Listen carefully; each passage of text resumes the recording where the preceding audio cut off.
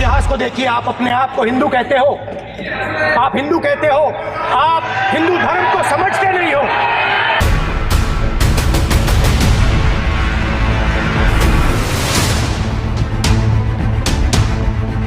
पूरा इंडिया समझ गया है कि इंडिया ही प्रो इंडिया है। इस चुनाव में इंडिया अलायंस की नैतिक जीत हुई है। आपको जितनी गाली देनी है आप दीजिए, हम खुशी से लेंगे।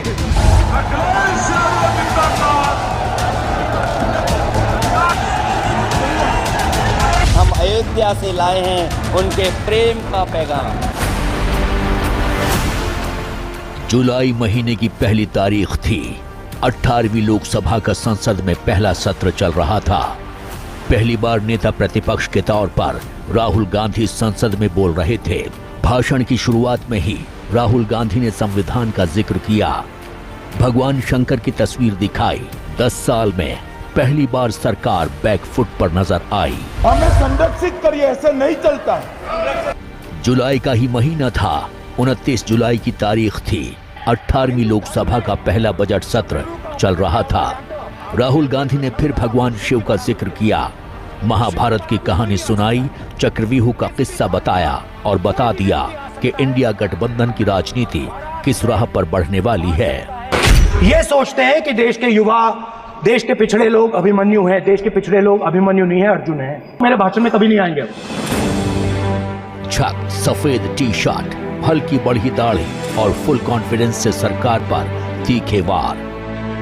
राहुल गांधी जब भी संसद में आते हैं ऐसे ही नजर आते हैं। सरकार वही है, लेकिन राहुल गांधी के शब्दों में पहले से कहीं ज्यादा तेज धार है, जो सीधे सत्ता को ललकारती है।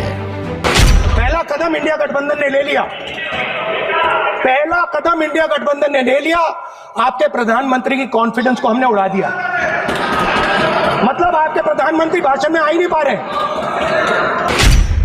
बदला अंदाज है, बदले हुए तेवर हैं और सिर्फ राहुल गांधी ही नहीं बल्कि अखिलेश यादव भी सरकार को घेरने का कोई मौका नहीं छोड़ते हैं। बजट सत्र पर चर्चा के दौरान अनुराग ठाकुर जातिगत जनगणना पर राहुल गांधी को घेर रहे थे, तो जवाब अखिलेश यादव की तरफ से आया।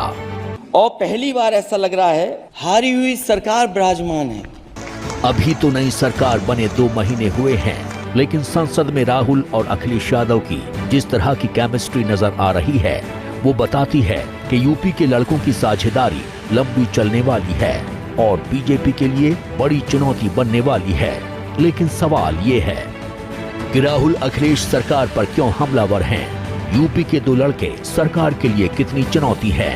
और सबसे बड़ा सवाल ये कि राहुल और अखिलेश के कॉन्फिडेंस की वजह क्या है?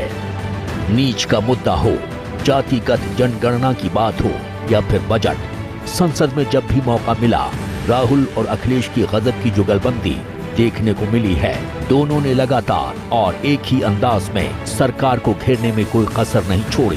जो भी इस देश में दलितों की, आदिवासियों की, पिछड़ों की बात उठाता है, जो भी उनके लिए लड़ता है, उसको गाली खाना ही पड़ता है। तो महाभारत में अर्जुन को सिर्फ मच्छी की आंख दिख रही थी, उसी प्रकार मुझे सिर्फ मच्छी की आंख दिख रही है। जाति जनगणना हम करा के दिखाएंगे।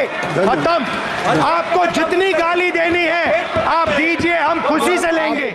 हजूरे आला आज तक खामोश बैठे हैं इसी गम में। हजूरे आला आज तक खामोश बैठे हैं इसी गम में। महफिल लूट ले गया कोई जबकि सजाई हमने।